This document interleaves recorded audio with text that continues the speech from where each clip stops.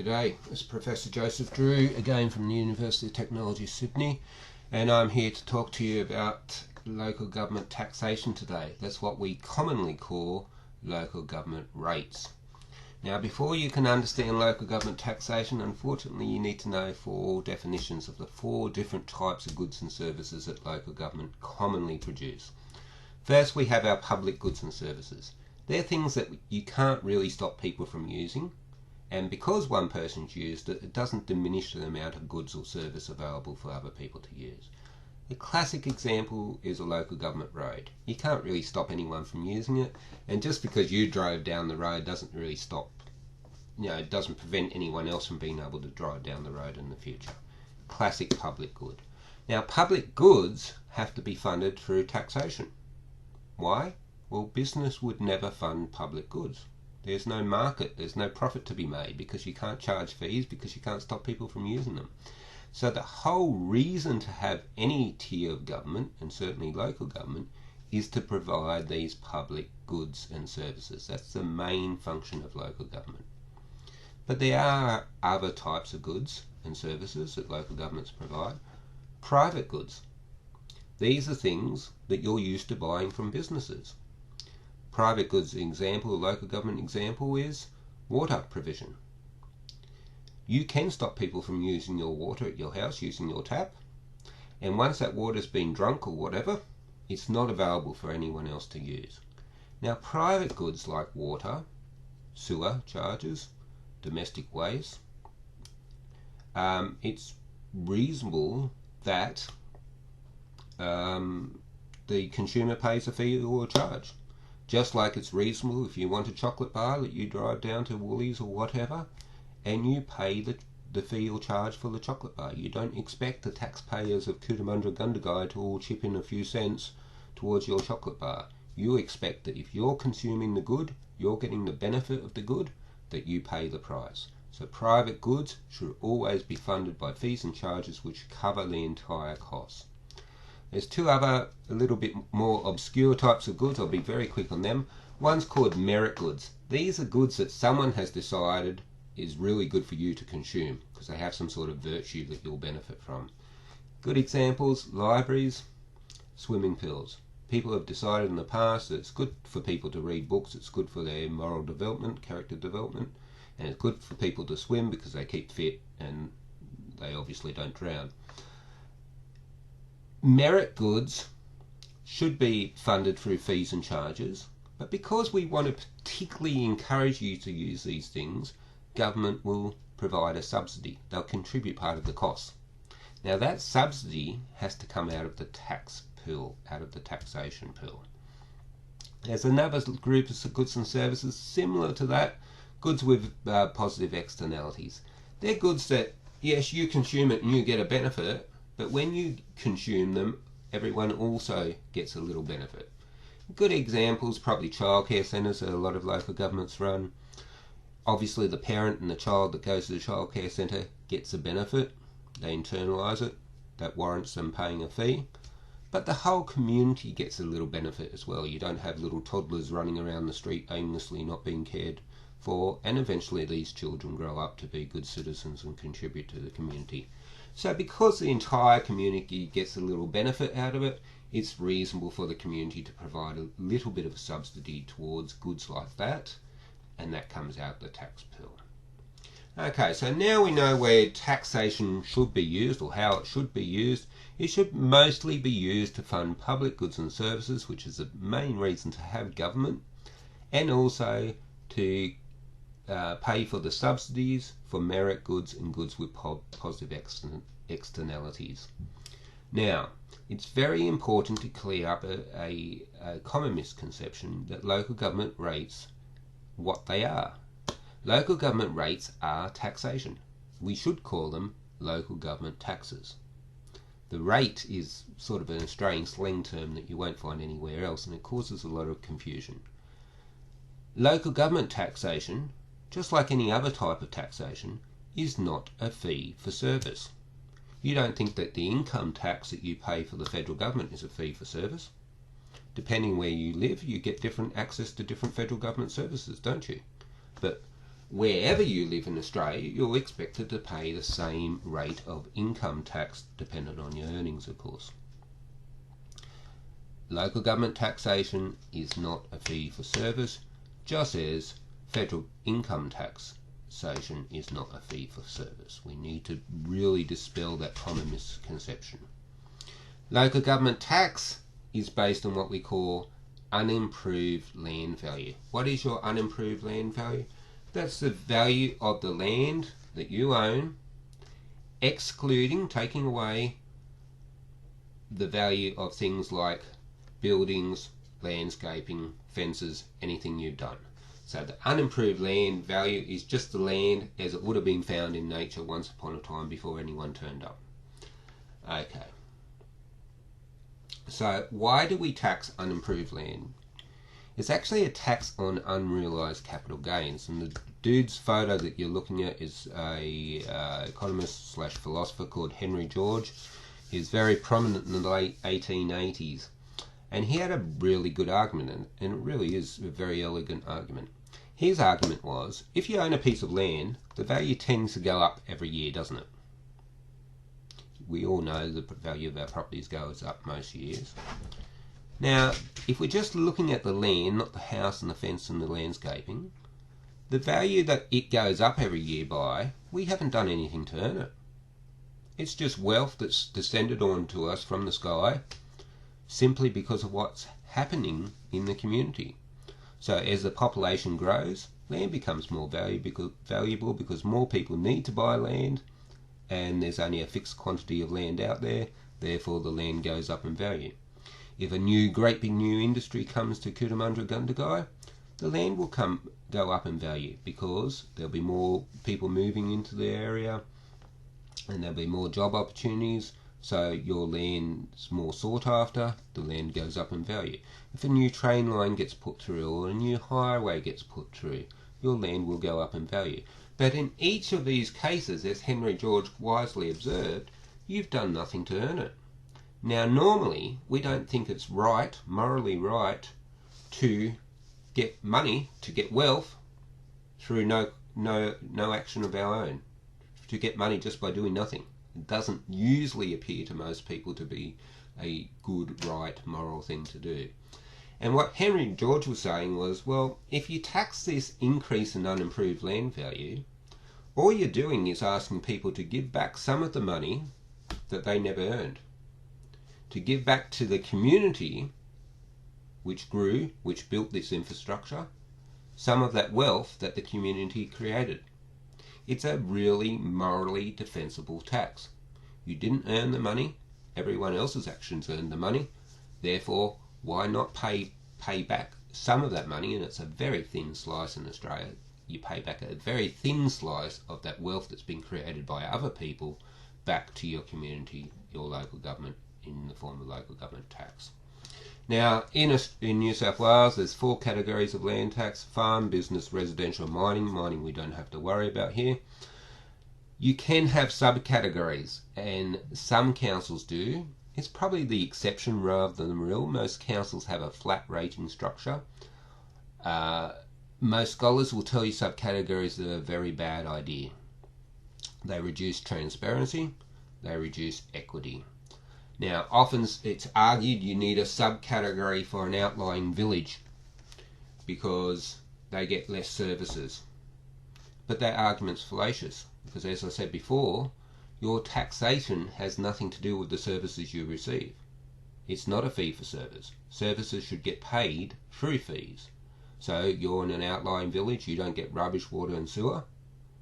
That's fine. But you're not paying the fees for rubbish, water and sewer, so why should your tax be adjusted for it? It's also sometimes argued, well, you need subcategories because the outlying villages, once again, can't get into town as quickly and get as much use out of libraries and swimming pools and things like that. Once again, it's a fallacious argument. The reason for that is, remember, your tax is based on your land value. If you're living in a far out village, your land value will be much lower. That's because land values capitalise the services that the land gets. So that's an economic term, but basically what we're saying is the value of the land is usually relative to what sort of services are available. If you've got town water and sewer and bitumen roads, it all increases the value of your land.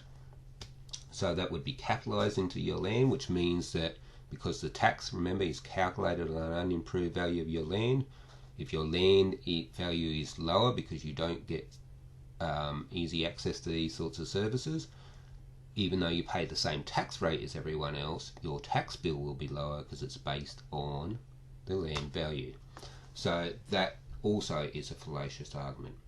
Some people have claimed, and in some circumstances it's the case, I'm not saying it has been for either of these councils in the past, that these subcategories are usually done more for political reasons, to do a favour for a particular group of taxpayers, rather than on the basis of a strong ethical argument. So it's not ideal, it's not even a good idea to have subcategories. It just makes it so much harder to see what's going on, so much harder to understand why a particular group of people have been treated differently to another group of people. Land valuations, they come out in a regular cycle. We've got new valuations coming out this year from the Valuer General. They're done by the Valuer General, not your council. Now, what that means is if your land value has changed relative to other people, your local government tax, your rates, is going to go up quite considerably in some cases. I've looked through the changes in land valuations. Now that's because if your land value has gone up way more than everyone else, that means you've had way more wealth created for you personally that you've accrued because of other people's efforts, and it's reasonable that you will pay some more tax to return a very small slice of that wealth back to the community that created it for you. As I said before, land values capitalise asset access to services, so there's no justification for subcategories based on changes to land values. Remember, the rate of the tax should be the same, but your actual tax bill will be determined by the value of your land in the main, and that will be different depending what services you get, how close you are to town, things like that. So what's the go with base rates? Some councils use them, some councils don't. In the legislation it says you can only have a maximum of 50% for a base rate. Base rate is a basic local government charge towards your tax bill, and then it's topped up by the remainder being based on your land value. Now there can be an argument, a moral argument, for a base rate. If you think about it, every one of us needs a local government. No one could argue sensibly that we don't need a local government. Now there's a basic cost to having a local government. You need local government buildings, the depreciation on that. You need councillors. You need key staff, a GM, an accountant, accounts payable person, things like that. You need an audit committee by law, and you need to have your financial statements prepared and audited by law. That basic cost is a cost that everyone should share equally in, because we all equally need a local government. No one can say that I need one less than you. We all need them equally. So it's reasonable that we all pay the same amount towards the basic cost of having a local government. So if you want to think about this basic cost of having a local government as a membership fee, that's a good way of thinking about it. If you want to think about this basic cost of local government as being the cost to have a local government before it does any work, that would be a good way of thinking about it. So that could be justified in a local government tax scheme to have a base rate based on every ratepayer, no matter what their category, paying an equal contribution towards the basic costs required to have a local government. Ad valorem is the Latin term for the tax based on the value of your land. It's expressed in cents in the dollar value of your land. So if you had a base rate with ad valorem, first you would pay the base rate bit, and then on top of that we would tack on the tax, which would be most of it, the tax based on the value of the land. The base rate would be a relatively small proportion of it. It can't be more than 50%. In most cases it would be much lower. more like 10 or 15%. Okay, what's the deal with rate caps? Some of you will know that our rates are capped. It's confused by a lot of people. A lot of our state politicians and media seem terribly confused about what a rate cap is. All a rate cap does, it doesn't cap your change to your individual tax bill, your local government tax bill. It can vary quite a lot with changes, fluctuations in your land value. For instance, my local government tax bill where I live, I've already worked out, is going up by about 70% this year because the value of my land went up much, much higher than the value of other pieces of land in the Tamworth area. The rate cap doesn't protect you individually. All the rate cap does is puts a fixed percent cap on what the local government can take from all the taxpayers as a whole. It came about in 1975 because people were whinging to the state government saying local governments are taxing us too much, and they said, well, we'll put a cap on. It's calculated by IPART. It's 2.6 or 2.7% this year. All that means is that the total tax take for the council can only go up by that percentage unless they apply for something called a special rate variation. Now, I've heard people fearing the special rate variations coming up for Cootamundra-Gundagai Council. I think it's far too early to decide whether an SRV is actually needed or not yet. It's possibly needed, but I certainly wouldn't say that it's definitely needed. That's work I will be doing later on. Special rate variations, when a council applies to the state government and says we need to put the rates up by more than the rate cap because of this particular need, and they have to justify it to the community and justify it to the minister. Okay, as I said, before we look at special rate variations, key things are we need to get our fees and charges right.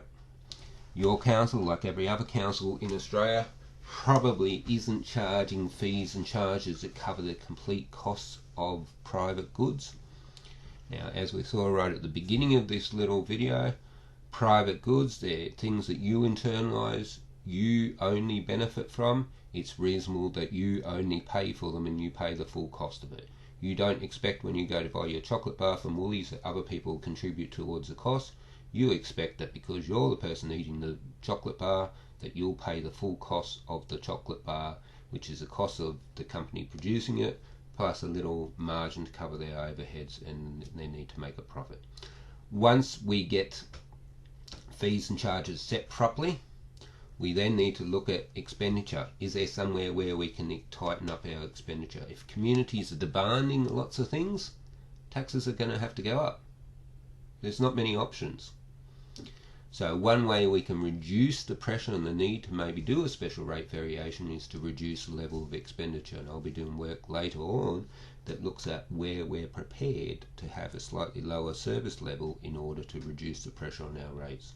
Unfortunately, because of this rate freeze that happened after the amalgamation, because of the state government spending sprees on parks and things like that, people have been fed the illusion that you can get new stuff and not pay for it. But reality will dawn shortly, and it must dawn shortly for all prudent councils such as your council, that if you're getting extra stuff, you've got to pay extra money. And now that we're in the rate harmonisation phase, and we're looking at harmonising fees and charges, and we're looking at potentially maybe having to look at SRVs, now is when we're going to start paying for all these things that the state government gave us money for after the amalgamations. So it was implied at the time of the amalgamations that once the councils were put together, they would have to come up with a single rate of local government tax for each category, and that is what residents would pay. There was a period of time covered in this legislation 2017 for 3 years where the state government says we didn't want the rate to change. So for Cootamundra people, the rate trajectory has stayed on the same path as what it was prior to amalgamation up to this point in time. For Gundagai people, the rate trajectory stayed on the same path as what it had been prior to the amalgamation. But now this rate freeze is over, we need to harmonise those rates. Now, inevitably in harmonising local government taxes, there's going to be winners and losers. because most amalgamated councils had very different tax prices prior to amalgamation. I think most people know that the average rate for businesses in Gundagai was lower than Cootamundra, and I think it was also very different for residential and farm rates as well. Now, if we're one council, it's reasonable we pay one rate of tax, just the same as with our income tax. We're one country called Australia, and it's reasonable that we all pay the one income tax rate given our particular income, irrespective of where we live in Australia. I pay the same income tax rate to the federal government in Moombi, where we receive basically no federal government services, just as much as the person in Canberra pays the same tax rate as me for the particular income where they get an awful lot of federal government services. We don't think that's unfair. We think that's reasonable. If you're in the same country, you pay the same tax rate. And what the legislators were basically saying to you here is, after you're amalgamated, if you're in the same council, you'll pay the same tax rate. It's reasonable. It's the same logic. Now, also further complicating it, when these councils were separate before you were amalgamated, different councils had different minimum rates, base rates, and one of the councils had squillions of subcategories. They are also going to mean that there's different winners and losers. It's actually going to amplify the number of winners and losers with the new local government tax rates. What I'm proposing, and what I will propose in detail over the next couple of weeks, and you can get more information then, is that we need to have a simple, transparent local government tax system. There needs to be 3 basic rates, depending on whether you're a farm, resident, or a business. And it needs to be the same over the entire council. This is consistent with the principles, long-established principles of a fair land taxation system. It needs to be morally defensible. As I said, Henry George tells us we're only, in a local government tax system, we're only really returning wealth that we never did anything to earn. That's morally defensible. It needs to be transparent and simple. We need to just have these 3 different rates of tax for the 3 different categories. All these subcategories, all it means is it's very hard to see what's going on. It's very hard to compare things. It's very hard to understand why some people are being given a special tax rate and other people aren't, and what the rationale for it. We need a transparent and simple tax system. We need to minimise rate shock. As I say, there must be winners and losers. It's mathematically impossible not to have winners and losers. And when you're a winner or a loser, remember who created this win or loss. It wasn't your current councillors or your mayors or your deputy mayors. It wasn't me. It certainly wasn't your staff. It was the people in Sydney who decided to amalgamate your councils. So please remember that. If you want to take a bit of your anger out on me, please do so. I prefer that to your councillors or your staff. But none of us are responsible. The only people responsible for any rate shock you get, whether it's positive or negative, are the people in Sydney who decided to amalgamate your local government area. It needs to be competitive. What do I mean by that? Your rates, your average rates, need to be similar to neighbouring local government areas, because new businesses, if they're thinking about setting up in the general area, they might make their decision about where to start their business on the basis of their likely tax bill. And if your rates were much higher, you may not get the economic growth that you would get otherwise. As it turns out, average rates in this area are actually quite a fair bit lower than the average rates for similar local governments in surrounding areas. So your rates are already competitive. Capacity to pay, I've got a question mark against it because it's often said, but it's not quite correct. Capacity to pay, when you pay a lot of taxes such as stamp duty when you buy a piece of land, does the state government ask you whether you have capacity to pay the stamp duty? No, they don't. It's got nothing to do with capacity to pay. And a lot of taxes don't have capacity to pay built into them. Moreover, your welfare functions, equalising incomes and things like that, other function that's always been assigned to the highest tier of government, which is the federal government. It's not a local government function, welfare. Also, we've got pensioner discounts. There's hardship provisions if you do have trouble paying these things. No one, and certainly I don't, want to see anyone struggling to pay their taxes. I will probably struggle to pay the huge increase in my tax this year. But it's a responsibility. It's something we can't avoid. I think all of us would like to avoid all our taxes, including our income tax and local government tax. But it's a responsibility of being a citizen, and we just cop it and pay it. So I'm a little bit hesitant about endorsing the idea of capacity to pay. And it needs to be efficient, and there's two meanings of this. First, it needs to be efficient to calculate your tax and to give you a bill for your taxes, local government taxes, and that is efficient under the land system. The value of general values of your land. From there, it's relatively simple for us to work out your tax and to give you a bill. There needs to be another type of efficiency. It's called allocative efficiency. We never like tax systems that skew people's decision making, because that can make them, it will encourage them to make silly decisions. That's why, another reason why an unimproved land tax is such a good idea. It doesn't affect what decision you make about whether you paint your house, build your house, extend your house, what type of fence you put in, what type of garden you put in, because those things aren't used as the tax base. Your tax base is just your unimproved land. So unimproved land is a very efficient system. Now, I know I was much longer than this short video than the previous one. I'll try to get the time down for the next one I make. But I think it's absolutely imperative that everyone has access to the same information, that the information they access is factual. There's a lot of unfactual information out there in various domains. I'm trying to give you the best information so you can understand decision making that will be made over the next couple of months, and also so you can incorporate these facts when you're making decisions on a whole range of things. Thank you for your time, and hope to talk to you again soon. Bye.